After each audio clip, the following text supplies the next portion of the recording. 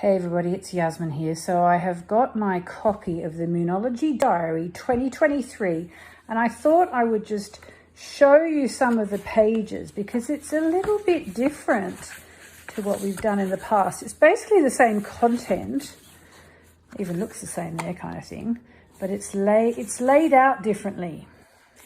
So we've got the what's up in 2023 and all that. That's kind of like last year.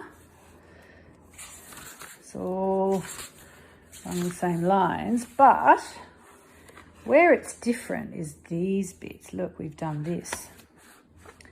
So we've taken all the weekly bits down to a page because people told us they're just writing in their affirmation for the day or their intention for the day and so on.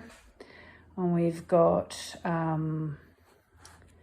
gratitude sections. I mean, it looks quite different, but the content is basically the same.